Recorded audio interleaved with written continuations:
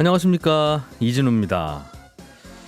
작년 이맘때로 기억을 거슬러 올라가면 한참 코로나 때문에 전 세계가 고생하던 시기여서 이게 언제쯤 끝날까 하는 고민도 좀 있었고, 포스트 코로나 시대는 이렇게 바뀔 것이다 라고 하는 또 전망을 담은 책들도 많이 나왔었죠.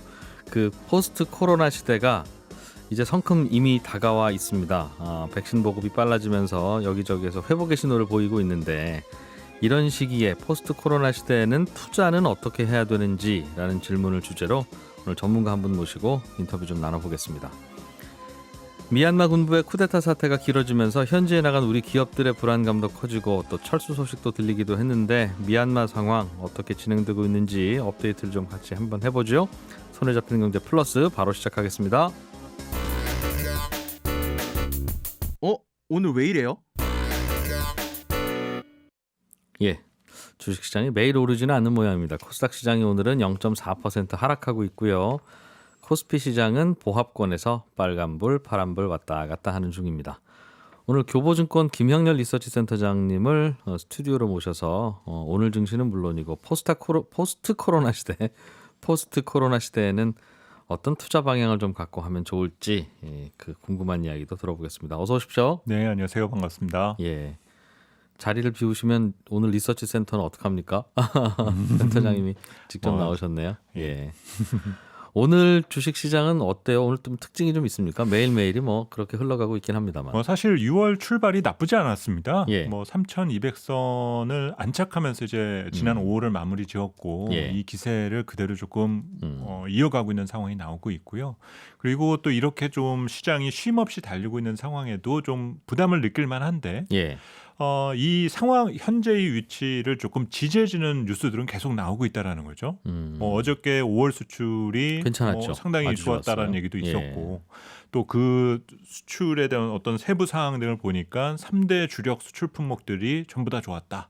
이런 내용들이 나오고 있다라는 거는 예. 시장 측면에 있어서는 그다지 큰 부담이 없는 상황이다라고 볼 수 있습니다.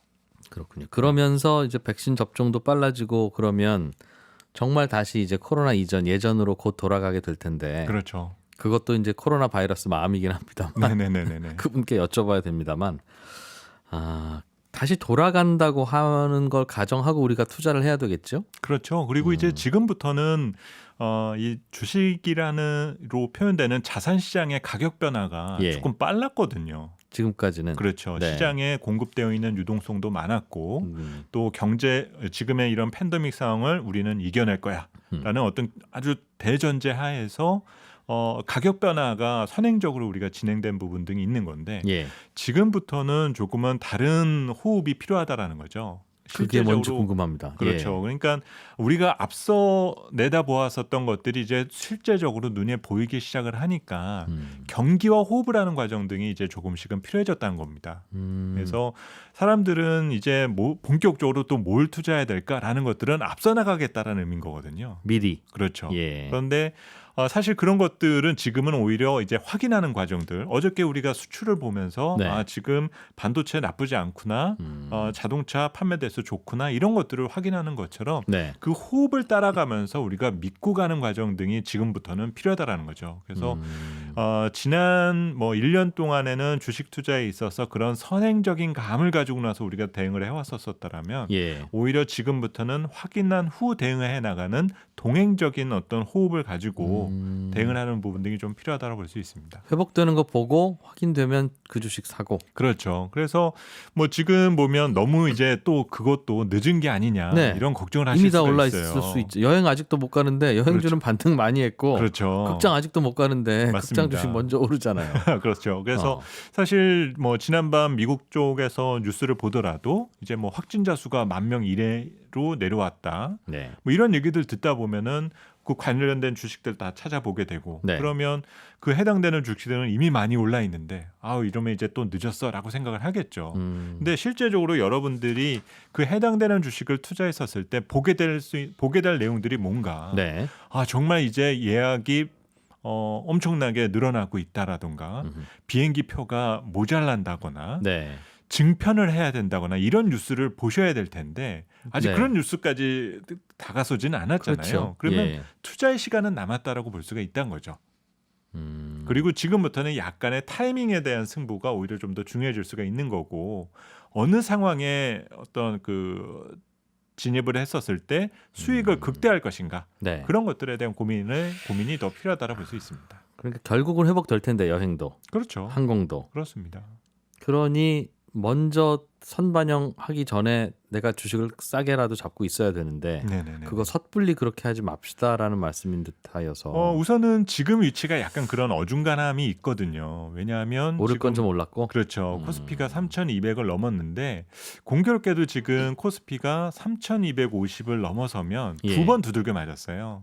3,200까지 올라갔다가 네네. 내려오고 1월 달에 내려오고. 예. 순식간에 3,260까지도 한번 가봤었고 지난 4월 달에도 3,250을 넘어서 이제부터는 좋은가 보다라고 했는데 네. 또 후퇴하는 상황들이 나왔었거든요. 음.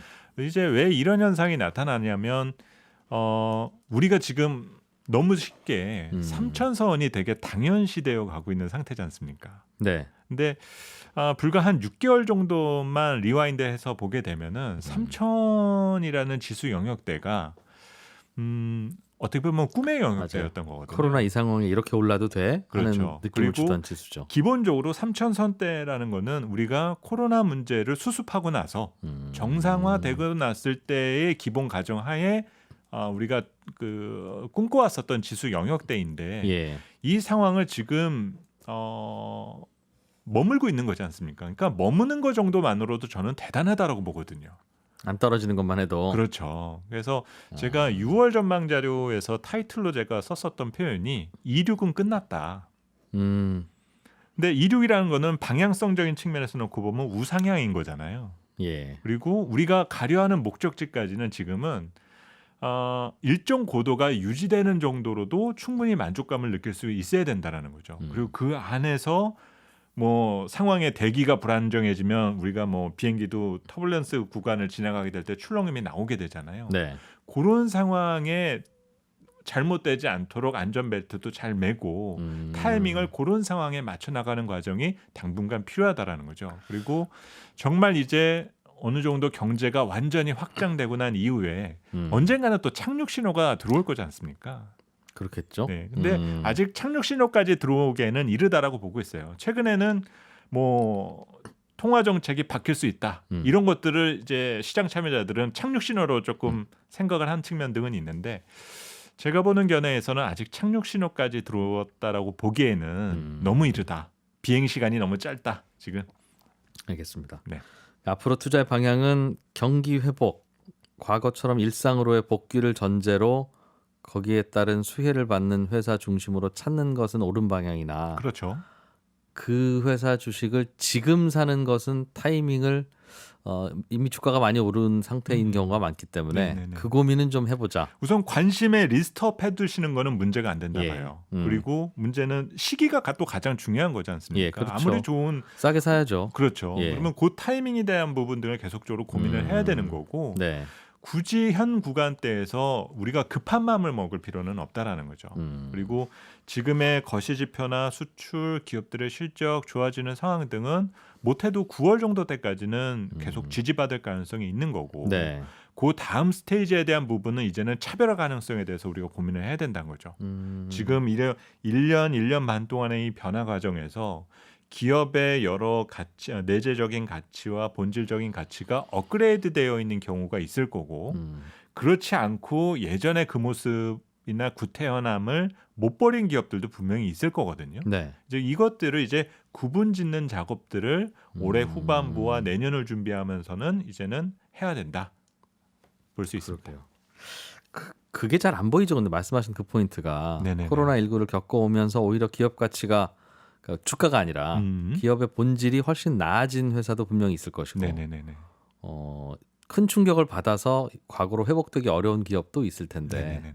그런 것은 뭘 보면 알 수 있습니까? 우리는 그런 회사야라고 반짝반짝 알려주지는 않을 거 아니겠어요? 맞습니다. 그래서 저는 개인적으로 팁을 드리게 되면 예. 저는 연말 인사 시즌 내용들을 좀 많이 보거든요. 그리고 그 인사 시즌에 대한 분석 기사들 예. 이런 내용들을 보게 되면 지난해 우리 대기업들의 인사 시즌에서 그것을 분석된 여러 기사 내용들이 많이 있었었거든요. 거기에서 키워드를 뽑아낸 부분 중에 하나가 세대 교체였었어요. 네. 예, 저는 그런 의미를 상당히 중요하게 저는 포착을 하려 하는데 아, 그게 변화의 신호다. 그렇죠. 그러니까 기업이 변하려면 뭔가 그동안에 해왔던 것이 아닌 뭔가 새로운 것들을 장착을 해야 되고 그런 변화의 목표는 그런 세대 교체 과정에서 네. 하나의 미션이나 목표가 새롭게 주어지는 부분이지 않습니까? 아, 그게 인사라는 형태로 드러나니 그렇죠. 조직 개편. 그렇습니다. 근데 만약에 해묵은 어떤 그 조직장 간의 이동 정도라던가 예. 아니면 세대 교체가 이루어지지 않는다라면은 어떤 경영진이 위험을 부담하면서까지 네. 하겠냐라는 거죠. 야, 저는 그 기업의 인사 동정 이런 네. 기사들이 네네네. 그냥 한번 이 회사의 이름 누구 임원들 이름 신문에 내는 의미인 줄 알았더니 네네네. 그 다른 걸 보고 계시는군요. 그렇습니다. 그런 내용들이 그 기업의 그 아. 차연 연도와 그 가까운 미래에 있을 수 있는 변화 등을 우리가 읽어볼 수가 있게 되는 거고요. 예. 그런 상황에서 또 최근에는 사회적인 분위기가 음. ESG와 관련된 부분이 자꾸 좀 시장에서는 다뤄지고 있지 않습니까? 기업들에게는 강요가 되고 있죠. 그렇죠. 예. 근데 사실 이런 상황 등이 어떤 오래 시장에서 머물렀던 분들 입장에서 보면은 옛날에 다 있었었던 내용이잖아. 예. 뭐 환경 중요한 거 누가 몰라? 음. 뭐 거버넌스 중요한 건 누가 몰라? 하는 것들인 건데 예. 이거를 따라가는 분위기가 만들어지느냐 그렇지 않느냐는 상당히 중요하다라는 거고요. 그리고 그것을 잘하는 사람이 시장에서 등장하느냐 그렇지 않느냐도 상당히 중요한 거가 네. 될 수가 있거든요. 예. 근데 이런 변화의 흐름에서 뭔가 호흡하려는 기업들이 지금 등장하고 있다라는 거는 우리 기업들도 이번 코로나의 상황을 겪고 나면서 예. 변화의 상황 등이 분명히 있다라는 거죠. 음. 그리고 그래야만 지금 코스피가 3,000선이 유지되고 하는데 뭔가 합리화될 수 있는 부분 등이 있게 되는 거지. 예. 예전 3년 전, 2년 전, 3년 전과 변한 게 없다라면 지금은 우리가 잘못된 영역에 있는 거가 될 수도 있는 거거든요. 그리고 그러다 보면 결국은 기업은 그렇겠네요. 예전으로 돌아갈 수밖에 없게 되는 거니까. 센터님 눈에는 그렇게 빠르게 변화하려고 노력하는 기업과 네네네. 아이고 한참 멀었구나 하는 기업이 눈에 띄실 텐데 네네네. 한참 먼 기업 좀 하나 알려주세요 하면 안 해주실 거고 그쪽 기업 네네네네. 입장도 있으니까 네네네. 보시기에 이런 회사 같은 경우에는 좀 변하려고 하는 것 같은데 결과야 모르겠습니다만 맞습니다. 네네. 그런 회사들 예를 들면 이런 회사들입니다 할 만한 이른바 본받을 것까지는 아직은 모르고 주목받을 만한 그런 게 네네. 어떤 게 있습니까? 뭐 사실 이런 방송을 기업 관계자분들도 들으실 수가 예. 있기 때문에 제가 말씀드리고 싶은 부분은 역시 금융 부분입니다. 그러니까 사실 우리 한국의 금융 산업이 성장에는 분명히 한계가 있는 거였거든요. 그러니까 뭐 투자하는 데 있어서도 배당을 많이 준다거나 뭐 이런 얘기를 하더라도 사실 손이 잘 안 나가던 영역이었는데 예. 1분기나 지금 상반기의 실적의 변화 등을 보게 되면 은행도 그렇고 뭐 증권 산업이나 이런 쪽의 실적의 변화 등이 예. 상당히 두드러지고 있어요. 작년 이맘때보다 돈 많이 벌고 있죠. 그렇죠. 근데 예. 사람들은 이런 부분에서 그냥 이제 차선시장, 주식시장 좋고 뭐 자본시장이 안정되어 있으니까는 의뢰 좋은 거 아니야?라고 보여지는데 지금 이런 경영진의 세대 교체가 정말 빨리 이루어지고 있는 부분 중에 하나가 금융이라는 거죠. 은행, 증권사. 그렇죠. 은행은 조금 늦은 감은 있는데 그래도 은행도 작년부터는 좀 빨라지려는 조짐이 보이고 있고 다른 금융사들도 조금씩 그 세대 교체가 이루어지게 되면서 네. 새로운 성장을 찾기 위한 노력들을 해 나가고 있다라는 거죠. 근데 사실 불안하잖아요. 예. 우리 지금 특정 정당에서도 그런 조짐 등이 있다 보니까 거부감도 생기고 이러다가 잘못되는 거 아닐까라는 불편함이 조금 있기는 한데 문제는 그런 세대 교체에서 갖게 되는 여러 혁신적인 변화 등의 부분이 네.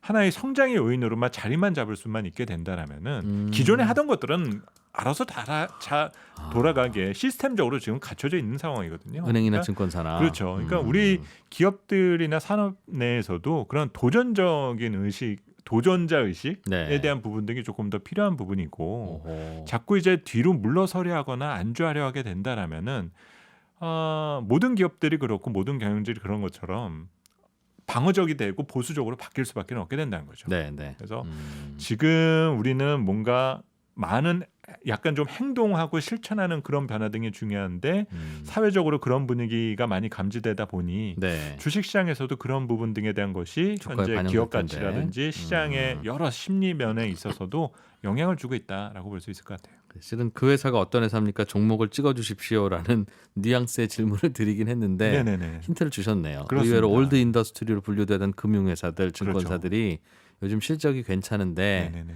그냥 어쩌다 장사 잘 되는 그런 분위기 정도가 아닌 것 같으니 잘 들여다보자. 예를 들면 그렇습니다. 그리고 그런 사람들 중에서 또 아주 월등한 인재가 또 분명히 등장을 하게 될 거고 네. 그런 인재가 또 10년 먹거리를 만들어낼 수도 있는 거거든요. 그러니까 이런 부분을 뭐 금융뿐만이 아니라 다른 예. 산업 내에서도 같이 고민해 나가게 된다라면 뭐 실패를 하더라도 지금은 버틸 수 있는 힘이 있으니까 예. 이럴 때 도전 안 하면 언제 하냐라는 거죠. 맞습니다. 단순하게 실적 좋고 뭐 경기 회복의 수혜주 이런 거 찾을 게 아니라 맞습니다. 뭐 사실 근본적인 지금 변화가 있는 주식들을 찾는 게 지금 중요한 노력이죠. 사실 지금도 실적이 안 늘어나는 기업들은 정말 걱정을 많이 해야 되는 거거든요. 네. 지금은 기업들 실적에 기업이 잘한 부분도 있겠지만 그 정부나 중앙은행이 지원을 해줘서 일종의 정책 효과 부분의 지분도 네. 상당히 반영되어 있을 텐데 만약 지금도 이렇게 어떤 유의미한 변화가 있지 않는다라면은 저 산업과 기업 내는 뭔가의 고질적인 문제가 있지 않을까 이런 것들을 걱정해야 된다는 거죠. 예. 최근에 많이 오르는 주식들은 이른바 그 경기 회복 혹은 코로나로부터 극복 관련 수혜주들이에요. 네네네. 뭐 아시지만 여행, 뭐 항공, 의류, 뭐 화장품 등등 다양한 업종들이 거론이 되고 있는데 네, 맞습니다. 이런 것들은 그냥 다 회복되는 걸로 보면 됩니까? 아니면 우리의 착각도 좀 있긴 합니까? 착각 뭐 저는 우선은 좋은 건 좋다. 예. 이거를 먼저 강조해서 말씀을 드리고 싶고요. 대신 이들 역시도 뭔가 시험대에 오를 수 있는 여지는 있다. 이걸 조금 고민해야 돼야 될 것 같아요. 예를 들면 어떤? 그러니까 우선은 우리가 여행이나 일반적인 서비스 소비 이런 것들의 경우에는 우리가 그 팬데믹 이전에는 어떤 가격 비용 대비 효용이 높았기 때문에 그거를 선택을 해왔었었는데 예. 앞으로 우리가 가게 되는 그런 여행이라든지 여러 서비스를 향후하는 데 있어서 서비스에 대한 비용 부담이 제거되어 있나? 그러니까 쉽게 말하면은 예전에는 뭐 제주도 갈 바에는 해외 동남아 네. 갔다 오는 게 가능했었던 예, 예. 시대인데 예. 이제 여행이 자유화되었을 때도 그런 것들이 과연 가능한지 이런 것들을 한번 곱씹어 봐야 될 문제가 비용이 될 더 것 들어갈 같고요. 수도 있다. 그렇죠. 뭐 왜? 그러니까 생각보다 비쌀 수도 있지 않은가? 이런 것들도 한번 고민을 해봐야 되고, 비행기 표가 예 그리고 또 그 과정에 있어서도 처음에 이제 누군가는 여행을 스타트를 끊을 거잖아요. 그렇죠. 이분들이 겪게 될 수 있는 시나리오들 불편함이 있을 수 있겠네요. 그렇죠. 갑자기. 뭐 있다던가 어디에서 뭐 맞아요. 갑자기 그 쏟아지는 여행객 다 가이드가 못 받으면 그렇죠. 그러니까 뭐 이런 상황에서 나올 수 있는 사안 등도 이제 우리가 생각해 볼 부분이 될 것 같고 소비에 대한 부분에 있어서도 화장품 같은 경우도 이제 우리는 그냥 이제 좋아지면은 다 같이 좋아지지 않을까라고 생각이 드는데 문제는 지금 최근에 움직이는 소비와 관련된 부분은 대부분 중국 소비 수혜 쪽으로 이제 귀결이 되는 편인데요. 네. 어제도 나온 것들을 보게 되면 중국향 수출이 크게 많아졌죠. 늘어났다. 예. 이거는 좀 다행스러운 부분입니다. 근데 지난 1년 동안 어쨌든 우리가 왕래가 없었고 그 전에는 무역 전쟁 시기였었잖아요. 네, 예. 그러다 보니까 여러 불편함이 조금 있어 왔었었는데 이런 짧지 않은 시간 동안에 중국 소비자들이 우리를 계속적으로 기억해주고 있을까? 그리고 우리를 대체하는 무언가를 찾아내진 않았을까? 이런 것들도 한번 생각해 봐야 된다는 한동안 한국 거죠. 화장품 프리미엄 주고 샀었던 중국인들이 맞습니다. 지금 다시 이제 한국 화장품이 다시 수출이 되면 여전히 좋아할 것인지는 체크해 봐야 된다. 맞습니다. 그래서 최근에 뭐 글쎄요. 엔터주들 상당히 주가가 많이 올라가고 있는데 네. 이제 우리가 그동안에 써먹어왔던 것들이 그대로 유효한지에 대해서는 그러네요. 검증의 시간은 분명히 찾아올 것이다. 소비자가 빠르게 변할 수밖에 없는 업종은 다시 한번 체크해 보자. 그렇죠. 그리고 예. 그거를 이겨낸다라면 예전에 그 문제 우리가 누려왔던 것들을 다 흡수해낼 수가 있겠죠. 스튜디오로 모시니까 얘기 많이 해주시네요. 자주 좀 그런가요? 나오세요. 많이 긴장으로 왔는데요. 그래도 너무 좋은 분위기에서 좋은 질문 고맙습니다. 해주셔서 말씀드린 예. 것 같습니다. 교보증권의 김형렬 리서치 센터장이었습니다. 고맙습니다. 네, 감사합니다.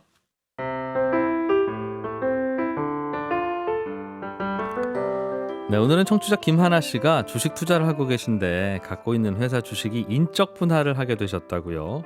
이러면 이 주가가 어떻게 되는 겁니까? 이런 질문을 주셨습니다.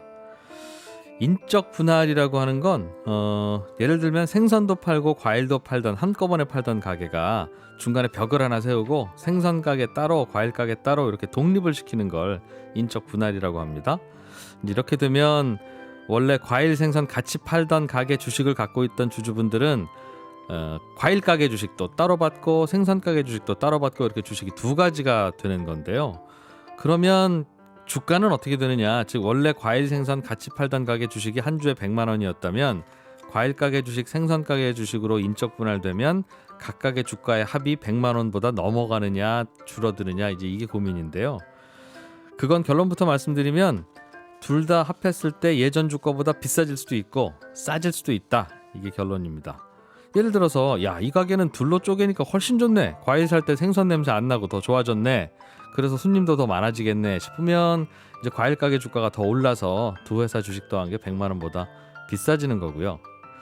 야, 근데 이거 안 좋다. 생각해 보니까 나눠 놓으니까 이거 과일 사러 왔던 분들이 생선도 사가고 그런 시너지가 있었는데 지금은 과일 따로 생선 따로니까 오히려 더 장사가 안 될 것 같은데 만약 이렇게 되면 두 회사의 주가의 합이 이제 과거의 한 회사일 때보다 줄어듭니다.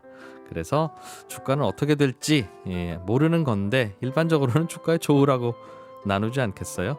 그래서 긍정적인 경우가 꽤 있긴 합니다만 원칙은 그렇습니다. 지금까지 친절한 경제였습니다.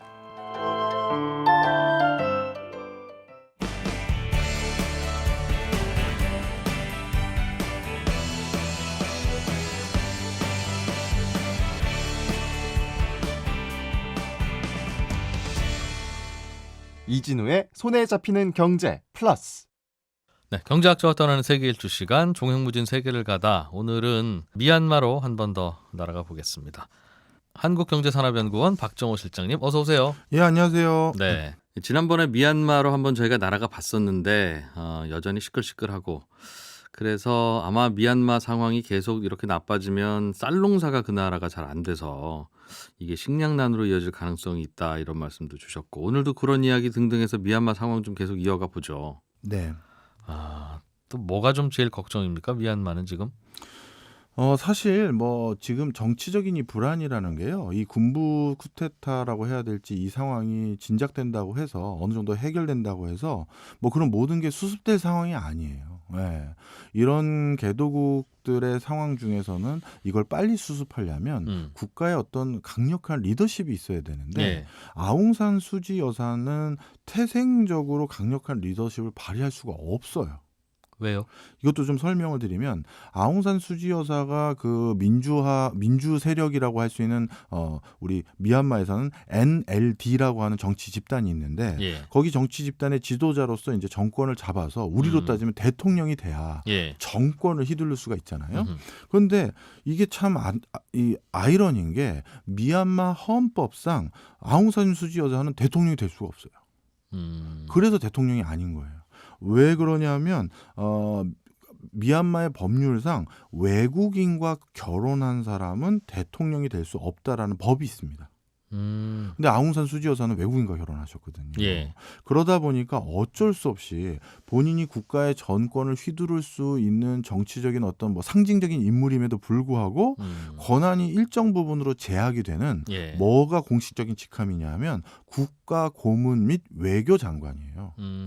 그러다 보니까 실질적으로 오랫동안 리더십의 근원인 분이 권한을 가질 수가 없고 그래서 미얀마의 국회를 보면 반드시 일정 부분 군부 세력들이 에게 의석을 줘야 되고 그러면 자 이게 뭐죠? 이렇게 되는 거죠. 이게 완전히 민주화됐다고 보기도 그렇고 그렇다고 아니라고 하기도 그렇고 그럼 이런 상황이 돼버렸고 그럼 아웅산 수지 다음에 정치적 리더십과 그런 카리스마를 가진 사람이 또 있느냐? 사실 그렇게 확실한 리더십이 차세대 리더십 보이지는 않아요. 그러니 지금도 앞으로도 당분간 미얀마에서 가장 크게 우려될 부분은 이 정치적인 리더십의 부재 이렇게 말씀드릴 수 있을 것 같습니다. 지금 군부가 어찌어찌해서 내려가더라도 또 혼란, 또 혼란, 또 그렇습니다. 혼란일 것이다. 네, 특히 지난번에도 로힝야족 얘기 드리면서 소수민족 중에서는 아예 주민등록증 우리로 따지면 발급도 안 된 사람들도 많다고 말씀드렸잖아요. 이 로힝야족 같은 경우는 사실 2017년에도 네. 미얀마 군부하고 나름대로 무력 분쟁을 한 적이 있습니다. 그럴 만큼 이게 상시 있는 일이거든요. 근데 이번에 만약에 군부를 축출하거나 군부를 제압하는데 로힝야족이 기여했다라고 하면 이 사람들의 목소리는 더더욱 높아질 거 아니겠어요. 그렇겠죠. 그런데 이 사람들의 그러면 이 요구사항을 아웅산 수지 여사라든가 다른 사람들은 그럼 전부 수용해 주려고 했었느냐? 그것도 아니거든요. 그러니 이제 더더욱 또 다른 갈등의 형태로 진화될 가능성이 많다. 이렇게 보여지네요. 종교와 관련한 갈등은 없어요, 이 나라는? 예, 그것도 좀 말씀드릴게요. 미얀마 그러면 우리가 다 아는 종교 그러면 불교입니다. 네. 근데 그 전 국민 한 90% 정도가 불교는 맞아요. 그런데 얼마 전에 아웅산 수지 여사가 반강제로 쫓아낸 민족은 이슬람이고 이런 민족을 소수 민족들 중에선 다른 종교를 가지고 있는 곳들이 많아요. 네. 그런데 우리가 통상적으로 이런 선입견이 있죠. 불교는 다른 종교에 비해서 뭐 특별히 남의 종교를 뭐 이렇게 뭐 강요해서 우리 불교 다니세요, 절에 다니세요 이런 거 좀 덜한다. 예. 그러니 뭐 종교적 갈등이 덜하지 않을까요? 이렇게 생각하기가 쉬운데 미얀마에서는 그게 좀 그렇다고 보면 안 될 것 같아요.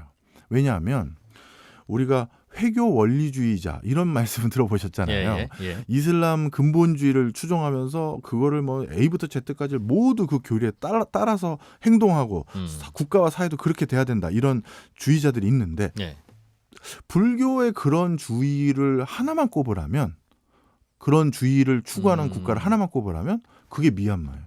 저도 이제 불교 신자는 아니라서 정확하게 그 교리는 모르겠습니다만 꼭 지키고 금과 옥조처럼 여겨야 될 게 한 270개, 310개인가 뭐 이 정도 된대요. 그런데 옆에 우리가 동남아 관광 갔었을 때 불교의 여러 가지 사찰들을 많이 볼 수 있는 태국은 그 중에 상당 부분을 그냥 이거는 요즘엔 지킬 수 없어. 이걸 어떻게 지켜? 어떻게 육식을 안 해부터 해서 뭐 이런 것들을 나름대로 완화해 가면서 요즘에 맞게끔 불교를 섬기는데 미얀마는 그런 데가 아니에요. 가장 전통적인 방법을 고수하는 거죠. 그러다 보니까 당연히 충돌이 있겠네요. 그렇죠. 그래서 이 종교에 대해서도 불교의 종주국 그러면 인도가 아니라 불교 신자들은 미얀마다 이렇게 생각할 정도로 종교가 굉장히 강합니다. 옛날 전통 최대한 살리고 있다 이 나라 불교가. 네, 그래서 종교적인 부분도 분명 갈등의 소지가 있죠. 그럼 그걸 따르지 않는 경우에는 또 충돌이 또 있겠네요. 충돌이 있는 겁니다. 종교가 그렇군요. 우리나라하고는 어떤 인연이나 어떤 교류가 있어요? 예, 지난 시간에 이제 미국과 중국이 미얀마에 관심을 많이 두는 이유들을 설명을 좀 드렸는데요. 사실 이 과정에서 미얀마 사람들의 가장 그 호감도가 높은 나라 그러면 저는 단연코 제가 미얀마만 출장 간 게 한 20번이 넘는데 미얀마는 단연코 한국에 대한 관심이 제일 높습니다. 외국 중에? 외국 중에. 그러니까 뭐 일본도 아니고 미국도 아니고 중국도 아니고. 네, 일본은 본인들이 돈 들고 찾아오는데 별 관심은 없어요. 네. 이렇게 제가 말씀드리고 싶어요. 저 중고등학교 때는 대학생 되면 꼭 배낭여행을 가고 싶었던 곳이 홍콩이었거든요. 네. 왠지 아시겠죠? 홍콩 영화, 홍콩 스타. 바로 그래서 홍콩 저기에 가서 저 장면 꼭 직접 가보고 싶다. 이런 꿈이 있었어요. 우리가 매체를 통해서 접하는 외국 중에 가장 전형적이고 자주 나오는 그렇죠. 그리고 선망의 대상이 된 스타들도 많았었고. 그래서 우리가 유럽 가고 싶은 이유가 에펠탑 한번 보려고. 그런 거랑 비슷한 거죠. 그런데 지금 미얀마가 딱 그런 거예요. 정말 K-팝부터 K-드라마가 정말 곳곳에 다 스며들었었고요.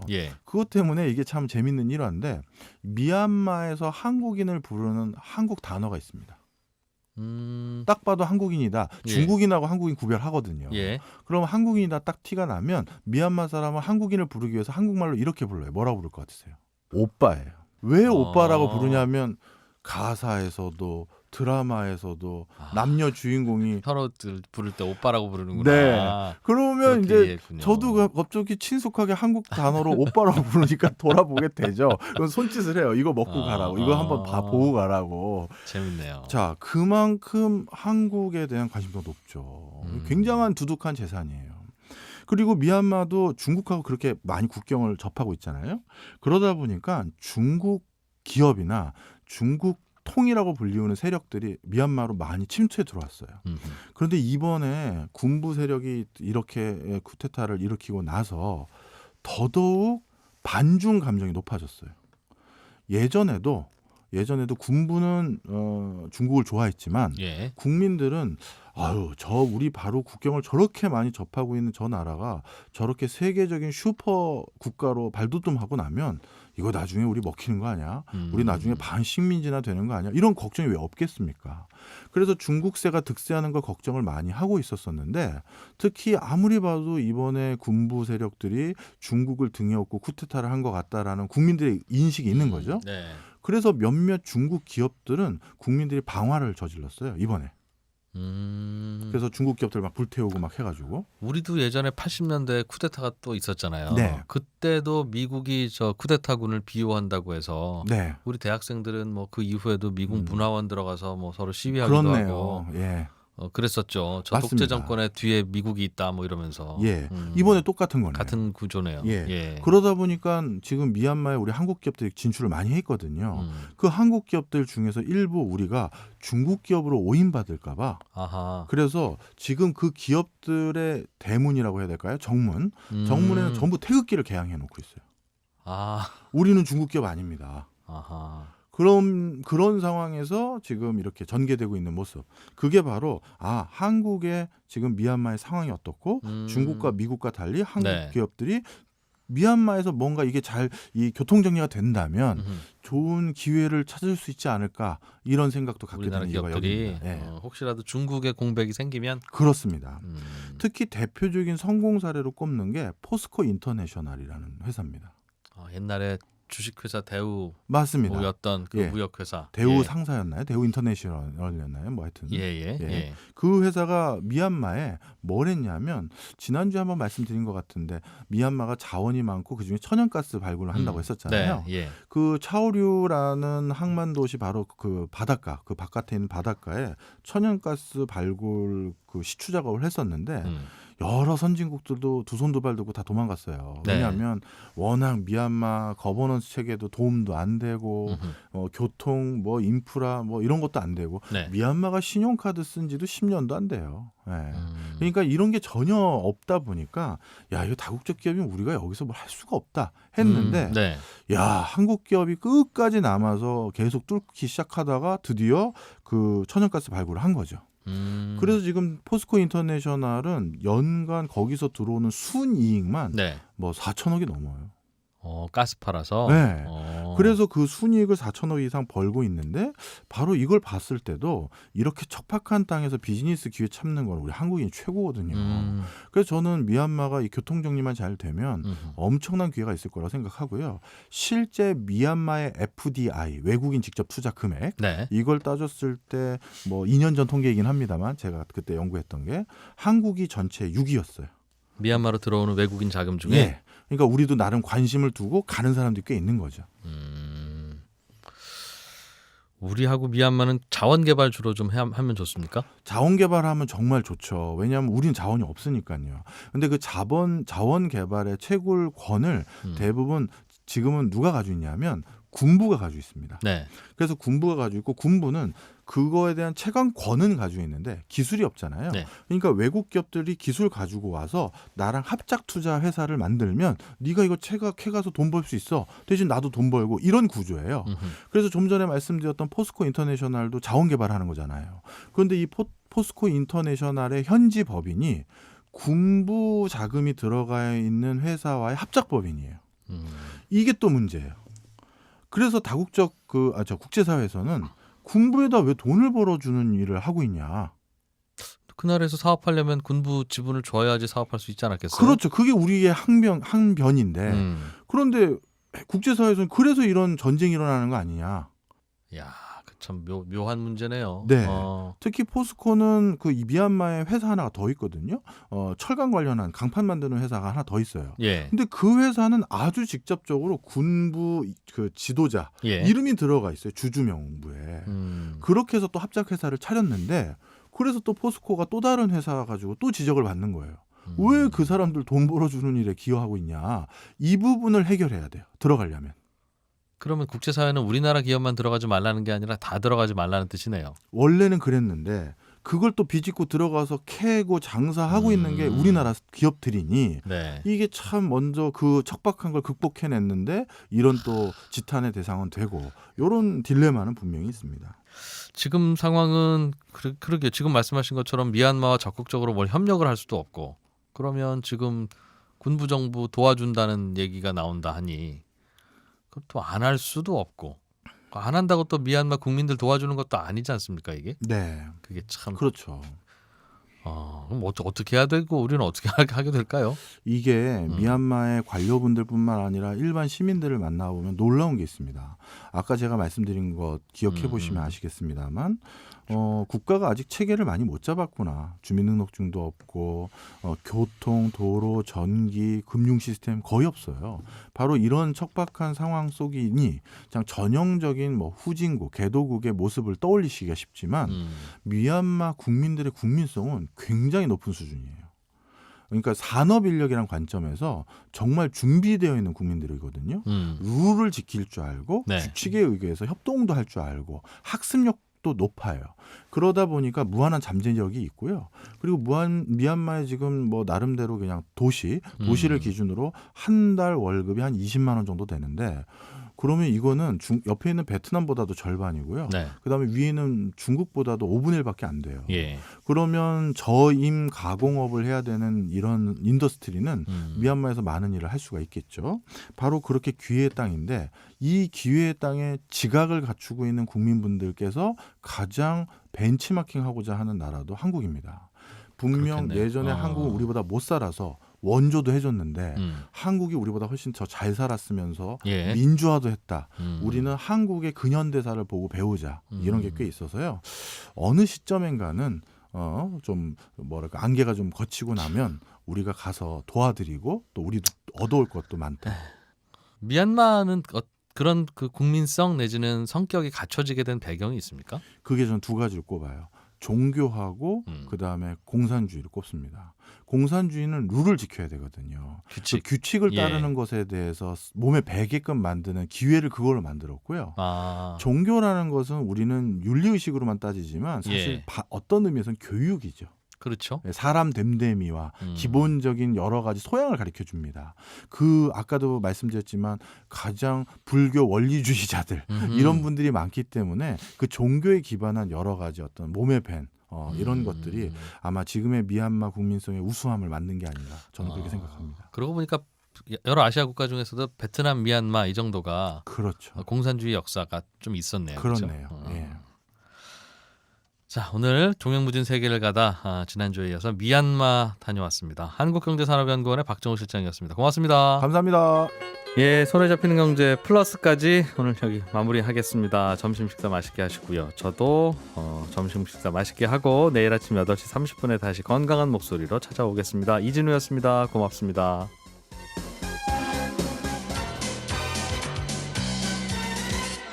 더 깊고 더 재미있는 경제 이야기. 이진우의 손에 잡히는 경제 플러스.